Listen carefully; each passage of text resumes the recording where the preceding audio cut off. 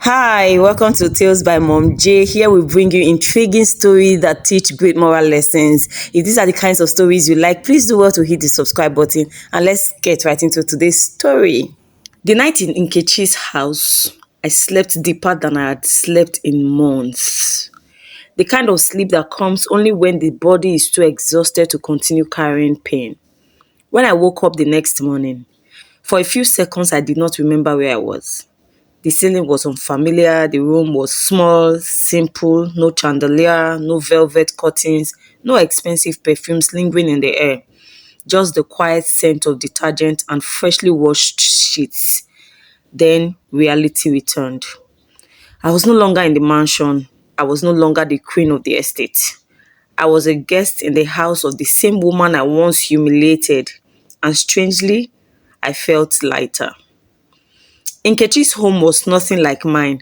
It was modest, two bedrooms, a small sitting room, simple furniture, but everything was clean, orderly, peaceful, no shouting servants, no heavy silence filled with resentment, just calm. When I stepped out of the guest room, Nkechi was already in the kitchen, cooking. She turned and smiled gently when she saw me. Good morning. Her voice carried no judgment, no curiosity, just kindness. That made me feel even more ashamed. I sat down slowly. You didn't have to help me, I said quietly. She shrugged. Everyone needs help sometimes. I stared at her. How could someone I had once mocked treat me with such grace? I didn't understand it, and I was sure I deserved it. News of my departure from the mansion spread quickly. In Lagos Estate, gossip travels faster than electricity. By noon, my phone was already buzzing with messages, some pretending to be concerned, others pretending not to know what had happened. But I ignored them. For the first time in years, I did not feel like performing for anyone. Not the neighbors, not society, not even myself. That first week with Nkechi was quiet, almost too quiet. No luxury, no endless shopping, no attention, but something strange began happening. I started noticing small things. The way Nkechi watered her plants every morning, the way she listened carefully when people spoke, the way she laughed softly when watching television. She seemed content, a word that had never truly existed in my life. A call came one afternoon. Emeka. His name flashed across my phone screen. For a moment, I considered ignoring it, but something inside me wanted to hear his voice. I answered, Ifeoma. His voice sounded tense, not angry, not loving, just tense. Where are you staying? With a friend. Silence. Then he sighed. Adesia has been asking about you. That surprised me. Why? She wants to see you. I laughed softly. The same woman who could barely stand the sight of me? Yes. His voice lowered. She's in the hospital. The pregnancy complication had worsened severely. The doctors were worried, very worried. Her blood pressure had become dangerously high. They were monitoring her day and night. I wasn't sure why I felt a strange heaviness in my chest. Maybe because no matter how much Adeze hated me, she was still a human being, and she was carrying a child. Emeka spoke quietly. She asked if you could come. I hesitated, but eventually I said yes. The hospital smelled like antiseptic and worry. When I entered Adeze's room, she looked nothing like the confident woman who had once walked into my mansion. Her face was pale, her body weak. Machines surrounded her bed. She looked at me slowly. For a moment, neither of us spoke. Then she whispered something. I didn't know. I frowned. What do you mean? Her voice cracked. I didn't know he was married when we started. The words hung heavily in the air. I believed her because the anger in her eyes now was not directed at me, it was directed somewhere else.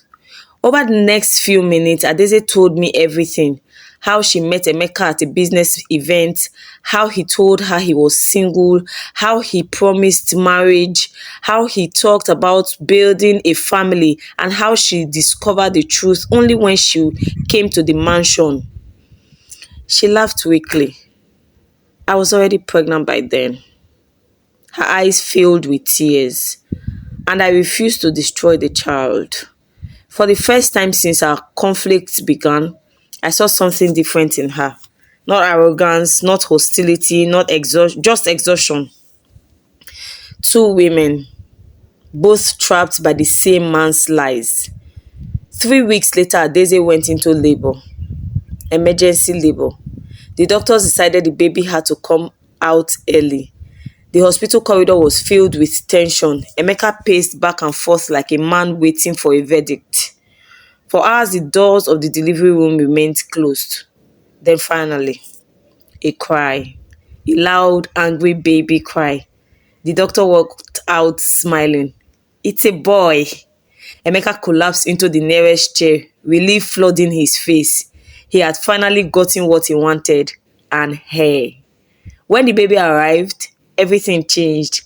The estate buzzed with excitement. Visitors, gifts, congratulations. Emeka's family arrived from the village to celebrate. They treated Adeze like royalty, the woman who had finally given their son a child. And me? I had quietly disappeared from the world, but strangely, I was beginning not to care. For the first time, I began questioning everything I had believed about success, money, status, luxury. Had those things actually made me happy? Or had they simply made me afraid of losing them? Then the next shock arrived, a scandal. Huge. One of Emeka's oil contracts had collapsed. Millions of dollars involved. Investigations began. Banks started asking questions. Investors panicked. Within months, his business empire began shaking. The same man who once looked untouchable suddenly looked vulnerable. One night, I stood in front of Nkechi's mirror, looking at myself. Not the glamorous woman from the mansion, not the frightened wife desperate for a baby, just me. For the first time in years, I asked myself a question. I had never truly faced who I am without Emeka. The answer did not come immediately, but I knew something important. For the first time in my life, I was about to find out. People think the loudest moment in a person's life is when everything collapses. But that's not true. The loudest moment is actually the silence after the collapse. The moment when the dust settles, when the shouting stops, when the world continues moving like nothing happened. That was where I found myself, in the quiet aftermath of a life that had once looked perfect. I lost the mansion, lost my marriage, lost the identity I had built for years, and strangely, I was still alive. News about Emeka's business troubles began spreading across like Hamatan fire. At first, it was just whispers, an oil servicing contract that had gone wrong, a delayed payment, a disagreement with foreign partners, but then the whispers turned into headlines, investigations, audits, frozen accounts, investors pulling out. The same people who once rushed to greet him at events suddenly stopped returning his calls. Because Lagos is a city that loves winners but abandons people the moment they start losing. Within 6 months, the rumors became reality. One of Emeka's major companies collapsed. The banks began circling. The mansion itself was now under threat. I heard of all this from neighbors, from social media, from the same gossip channels that once celebrated our lifestyle. But I felt no desire to return. For the first time in years, I was beginning to understand something strange: freedom. Adeze's life inside the mansion also changed. The excitement of giving birth to Emeka's son slowly faded when reality settled in. Bills began piling up. The endless visitors stopped coming. The same relatives who celebrated her pregnancy suddenly disappeared when financial problems started. Raising a baby is hard. Raising one in a collapsing household is harder.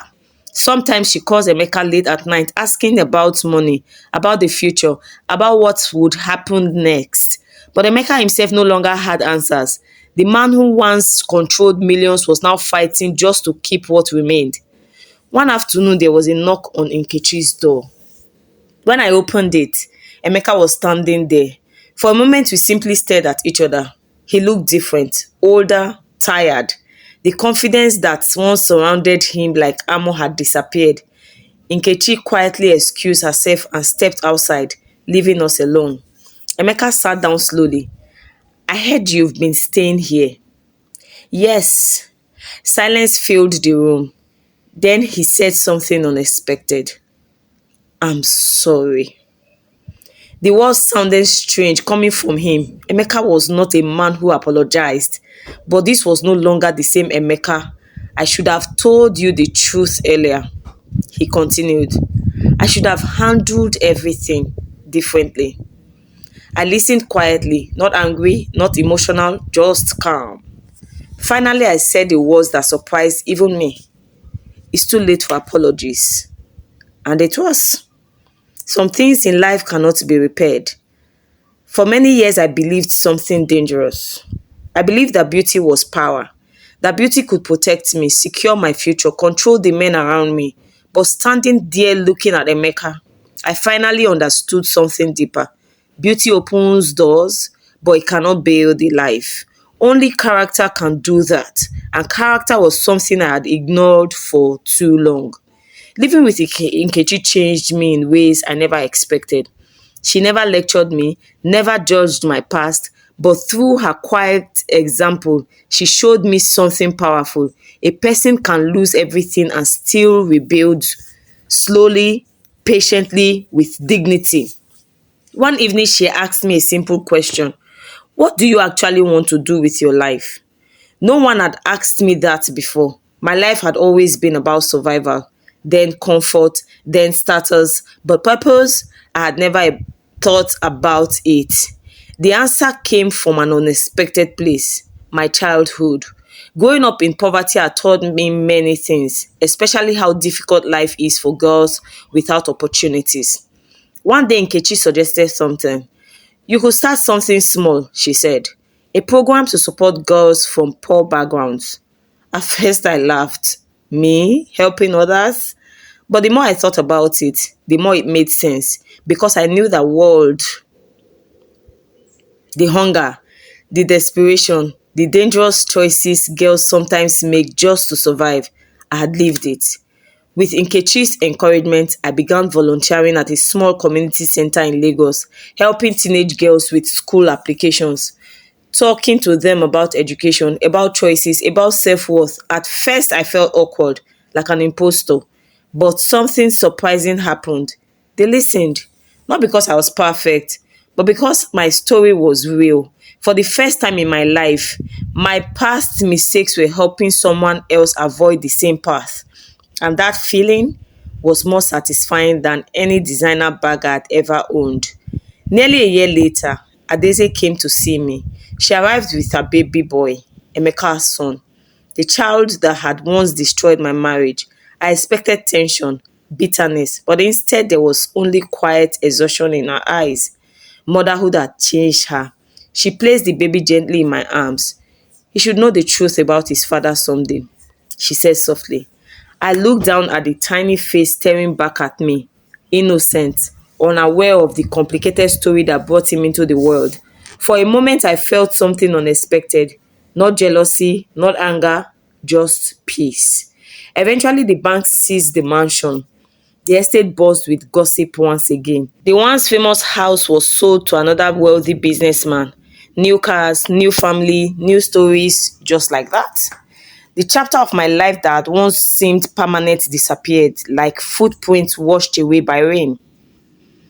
One evening, I stood in front of a mirror again, just like I had done many times before. But this time, I saw someone different. Not the proud trophy wife, not the desperate woman chasing pregnancy, just a woman who had survived her own mistakes and learned from them. For the first time in my life, I did not need admiration to feel valuable because I had discovered something better: purpose. If there is one thing my life has taught me, it is this. Sometimes the things we lose are actually the things that free us. I lost a mansion, but I found peace. I lost a marriage, but I found purpose. And most importantly, I found a friend in the one person I once looked down on, in Nkechi, the woman whose quiet strength saved me from becoming someone I would have hated forever. Today, I live in a modest apartment in Lagos. Nothing luxurious, nothing extravagant, but every morning I wake up knowing that my life now belongs to me, not to a husband, not to society, not to beauty, just me. And strangely, that feels like the greatest wealth of all. Did you learn something? If you did, share this to as many people as possible. And please like the comment, like the video, and do leave a comment. Thank you. I will see you on the next one. It is a bye for now.